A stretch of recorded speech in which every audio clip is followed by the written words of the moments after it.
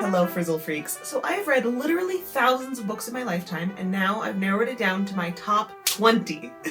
And today I'm going to be telling you about my top sci-fi, Sci-fromance, and epic fantasy books, and then my next video will have some other genres. And to make this extra fun, I'm going to be telling you why you should read these books with 1-star reviews. So for every single one of my favorite books, I have found a 1-star review out there on the internet that encapsulates why I think you should read this book. So let's talk first about my favorite sci-fi books of all time. I think it's fitting to start with a childhood favorite. I first picked up this series when I was like 8 years old. Since then, I have reread the series a few times, and I think it really holds up, even though I have a lot of nostalgia factor into why I love it. So here's our 1-star review for the Animorphs books.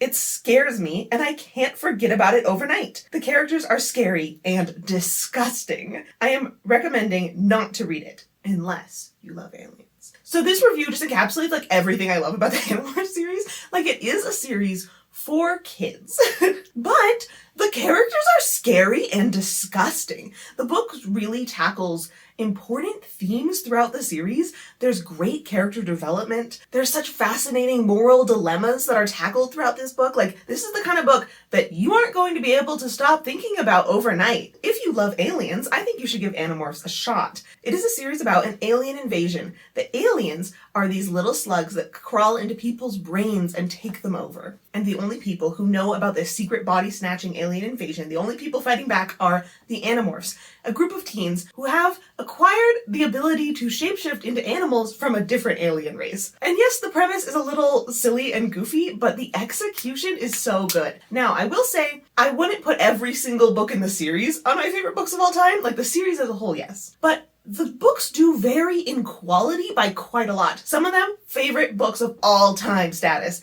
Some of them, 2 stars. You could skip those. It's a long series, and there are some seriously good books in it and some seriously bad books in it, but the good books are good enough to make it on to my favorite books of all time list.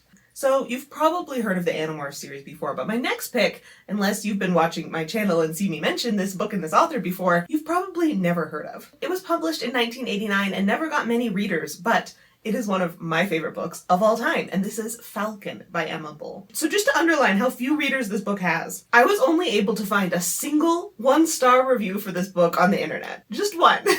What I didn't know going into this reading was that this book is like 2 different books together. The first part reads more like a political fiction, and then there's a 10-year time jump, and it goes more into an action adventure. This is one of the things that is so smart that I love so much about this novel, is that it is like 2 novellas put together. The first novella is like sci-fi political fiction. We're following a man named Nicky, and he is like 3rd in line to the throne of an entire planet. He hasn't ever really been that active in politics. He doesn't really care about it, but then now his country is starting to have a lot of civil unrest, and he's realizing that he cares enough about his homeland to start getting involved in politics for the first time, which he's not very good at. But he is trying his best until everything culminates in the midpoint of this book in a disaster. And then, time jump. 10 years later. And he is now off in the galaxy working as one of the best spaceship pilots of all time. He's been through a lot of stuff. He's on the eve of his retirement when he's approached to do one last dangerous job, flying someone across the galaxy. And this job turns out to be much more important to him and relevant to the first half of the book than you could ever guess from the outset. And this book, it's a masterpiece. I love every chapter. I love both of the halves of this book and the way that they interact with each other. That they are kind of different genres. And yet, the entire book is them in conversation with each other. Exquisite. I love it. I highly recommend Falcon to political sci-fi lovers. Next up, let's talk about my comfort series, the series that I have read and reread so many times because I just love all of the books in it so much. This is The Murderbot Diaries. Here's our 1-star review for the first book. Many incomplete sentences. Phrases ending where there should be a comma. Stop. And then the next sentence starts with a conjunction. Stop. Making it 3 sentences where it should be 1. So this review goes on a long rant about how the book doesn't follow normal grammatical conventions all the time, doesn't always follow the prim and proper rules of how to structure a sentence. And that is one of the things that I love about the Murderbot Diaries series, is that you're really feeling like you're reading someone's inner thoughts, their diary. It's a first-person style that is so close to our main character, who is Murderbot, a robot that is tasked with mostly boring jobs guarding people. And it doesn't want to be a corporate slave anymore, so it hacks its own programming so it doesn't have to follow orders. But because it doesn't want to get caught, because it has crippling social anxiety, it just kind of keeps coasting along and pretending like it still follows orders. Until, of course, we reach in book 1 the inciting incident when it gets found out and it can no longer keep pretending to be a slave. And now it has to do things with its free will and make bonds with people and friendships. And Murderbot really struggles with all of those things. And it's such a funny, heartfelt, really poignant series where it's really exploring what it means to be a person, what it means to be able to make your own decisions, to have free will, what it means to be able to form bonds with other people. Another thing to recommend this series is that all the books are so bingeable. Most of the books in this series are novellas. The next sci-fi I want to talk about is the 𝐂𝐊𝐍𝐎𝐓𝐄𝐒 saga. I love this series. I've given nearly all of the books in this series 5 stars, and I think I want to center our discussion on my very favorite book in the whole series, which is called Memory. You should not start the series with Memory. I do have a recommended reading order video that I'll link in the footnotes if you want to actually start your 𝐂𝐊𝐍𝐴𝐓𝐄𝐒 saga journey, but eventually you will reach the best book in the series, which is Memory. Here is a 1-star review for that book. Honestly, really disappointed with this ending. Miles deserved so much better. After everything he had been through, 8 years without a promotion? Seriously? And he doesn't even get the girl? So the 𝐂𝐊𝐶𝐴𝐓𝐄𝐒 saga, at least most of the books in it, are following a character named Miles. And one of the things that I love about the series is that Miles doesn't get the easy wins. Every single book is looking at this character and asking the question of, what's the worst thing that can happen to him right now? And then executing it. And he does get some happy wins and awesome things happening to him throughout the course of the series, but this series also isn't afraid to really punch him in the face over and over. And this book, Memory, just does that so perfectly, where it absolutely takes this character down. The worst thing that could happen to this character happens, and then the book is a slow exploration of him rebuilding his life in the aftermath of it. It's such a perfect character study, and it's a masterpiece. I think about it all the time, and I need to reread it. The books in the series do vary in that some of them are more plot-focused, where there's more action-adventure, and some of them, like Memory here, are more character-focused, but all of them just work together into a beautiful tapestry of a series. I highly recommend it. Now, when I was making this list of my best books of all time, I told myself I could only put a series on the list once.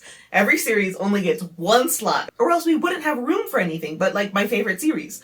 But then when I was thinking about the 𝐂𝐿𝐍𝐴𝐓𝐄𝐒 saga, I was like, but how can I not put 2 books from the series on the list? So the 𝐂𝐿𝐍𝐴𝐓𝐄𝐒 saga gets 2 spots on my favorite books of all time list. It's the only series that does that. Well, I guess debatably another one also does. We'll get into that later. Because another one of my favorite books of all time is Ethan of Athos.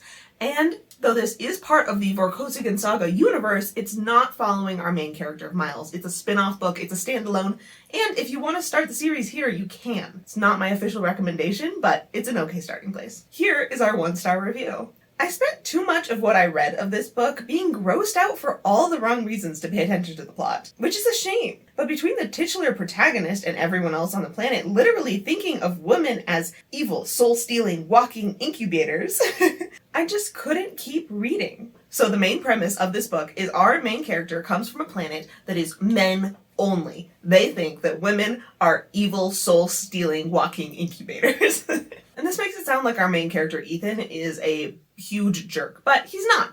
He's just been raised in a culture with some weird ideas. But throughout the book, he is totally willing to open his mind and find new ideas, like feminism, which is part of why I love this book so much, in that it's really tackling ideas of sexism and gender roles in a fun, funny, mystery way. It's got a really interesting premise, and then uses that to its full extent, which is some of what I really love in sci-fi as a whole, is that so many of the books are really tackling important topics and discussions and in new frameworks that you haven't seen before.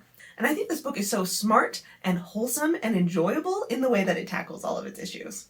Okay, so those are all of my top typical sci-fi books. Now I want to get into another subgenre, which is sci-fi romance. So these are my top sci-fromance books. I love a good romantic plotline. And when it's combined with sci-fi, like, oof, yes, give it to me. So here are my favorites there. So one of my favorite books of all time is Ocean's Echo. And here's a 1-star review for it. The world building was so confusing that I couldn't keep track of what was happening from start to finish. So let's unpack that first. This book has such strong sci-fi world building. I wouldn't call it confusing. I think it's pretty easy to get a handle on what's going on. You've got an intergalactic empire that has all of these different military branches that are always kind of infighting. And you also have people that are born with psychic abilities. Some people that can mind read and some people that can mind control. And our romance is following a mind reader and a mind controller. So let's see what our 1-star review has to say about the romance. I kept saying I would keep reading for the romance's sake, but it literally didn't happen until the last 50 pages. It wasn't even worth it because there was barely any romantic buildup that kept me reading. Kissing 3 times does not a romance make. So I just fundamentally disagree. So my favorite type of romances are the kind that is the slow burn that you don't get to the culmination where they actually become a couple until the last 50 pages of the book. I hate it when a romance just rushes into the romance part. I want to see them really getting to know each other. I want to know how their personalities mesh. I want to see that little conflict of should we get into a relationship or should we not? And this book just does it so well. It is such an exquisite slow burn. And it's not like this book is sci-fi, and then the last 50 pages there's romance. The entire book is a sci-fromance. The entire book, you've got both of the sci-fi plot ongoing and the characters getting to know each other and bonding and forming a romance ongoing. And yes, they don't actually become a couple or kiss until the last 50 pages. And that is exactly why this book is one of my favorite books of all time, because it does the balance of that slow burn so exquisitely. It's also my personal taste in romance that I don't really love spicy scenes. And one of the things that I really appreciate about this book is that it doesn't have any. And this book is just so entirely focused on the emotional romantic relationship, and that is where I really love it. So I so appreciate that this book has the restraint to only give us 3 kisses. Now let's talk about my other favorite sci-fromance, which honestly I love even more than Ocean's Echo, which is The Host. Now, of all of these books that I'm talking about, my favorite books of all time, The Host was the one that was the hardest to find a 1-star review to use as a talking point. And that's not because there's a lack of 1-star reviews for this book. There's plenty. But it's because most of those 1-star reviews aren't really engaging with the book. And so they weren't really talking about the contents of the book. And here's the reason for that. This is by the same author as Twilight. Yes, the YA vampire novels. And so most of the 1-star reviews for this book fall into 2 camps. One camp, I love Twilight so much, and this wasn't Twilight enough. And I hate Twilight so much, and this reminded me of why I hate Twilight so much. So I think especially because of the popularity of Twilight, and because this book has such a different target audience as Twilight, it's an adult sci-fromance instead of a paranormal young adult romance, it gets a lot of undeserved hate, which I am here to fight against, because it's one of my favorite books of all time. I think it is so clever and well constructed and well written, and I adore it. So after literally 20 minutes of searching through 1-star reviews, I found one that I want to show to you. You would think with 2 people in her head that one of them would at least have one interesting thought. So this is a story about a girl who has 2 people in her head. One of them is a normal human girl. One of them is an alien invader. So the alien invader has completely taken over this human body. She's part of a larger force of body-snatching aliens that have completely taken over Earth, except a few pockets of hidden resistance. And this book is from the perspective entirely of that alien. She gets to Earth, and to her dismay, her human body keeps talking to her. And then it's through this bond that the human girl and the alien girl form by talking in their heads that really starts to transform the alien, that makes her think, maybe the alien invaders aren't the good guys. Maybe I should go try to help the human resistance. And there starts an adventure. Now, the adventure, admittedly, could be called not interesting. This book is really slow-paced. It's very cerebral. It's very thinking thoughts. It's a lot of deliberation. It's a lot of conversations in the head. And I love it. There's also a complicated love triangle square that I find very entertaining. Like many of the other sci-fi books on this list, this book is really tackling some interesting themes and really having some discussions. What does it mean to be good versus evil? What does it mean to have a body? Mind versus body personality things. What does it mean to fit in, to find your people, even if those people maybe aren't who you were expecting? It's just such a thoughtful, slow-paced sci-fromance book that I love so much. Okay, next, it's time to talk about my favorite high fantasy books of all time. These are the epic fantasy books. These are the fantasy books that take place in their own completely unique fantasy world. I do also have a lot of favorites that are more in the low fantasy, urban fantasy, paranormal romance, magical realism camp, and we'll be talking about those in my next video. So let's talk about first Words of Radiance. This is book 2 in the Stormlight Archive, and no, I'm not putting the entirety of the Stormlight Archive on my best books of all time list, because they're not. They're not. But book 2 is. Only book 2. Here is our 1-star review for Words of Radiance. Imagine all those trees cut down to create you. This book is long. This book is over 1,000 pages long, and one of its real strengths is how it balances that pacing. Like, this novel is an absolute mammoth, and yet I wouldn't say it ever really feels slow. You're following a bunch of different characters doing a bunch of different really interesting things, and they all have such satisfying character arcs throughout this book. And cool fantasy adventure action plots. And I could talk your ear off for a few hours about all of those different characters and plots, but I think I'm just going to leave it at, if you like high epic fantasy, long books, satisfying character development, adventure action, then go pick up the Stormlight Archive. What are you waiting for? Then my other favorite high fantasy book of all time is Alloy of Law. And now that I think about it, this is technically in the same interconnected multiverse world as Words of Radiance, but they really are separate series. So, I don't like guns in my fantasy books. The weapon of choice in this world is guns, and I'm not used to fantasy books dealing with guns. That's so unusual, and it felt weird. I was having a hard time picturing it in my head. So this is a fantasy book that is also a western and a detective novel and has guns. Like, what more could you want? I love it when my fantasy novels have guns. You'll see more when I talk more about my favorite urban fantasy in the future videos. The Alloy of Law is the first book in the Wax and Wayne series, which is Mistborn Era 2. I wish I could put the entire Wax and Wayne series on my favorite books of all time, but I don't love book 4. But books 1, 2, 3, I could. So here, with book 1, we are following a man, and he was living out in the cowboy Wild West as a vigilante justice man. He has at his disposal both magic powers, a gun, and a funny comedic sidekick. And then tragedy strikes, and that makes him retire from being a vigilante lawman. The book really kicks off when he's moved back to the big city, and he's trying to be a well-mannered politician. He's bad at it, because in his heart, he is cowboy vigilante man.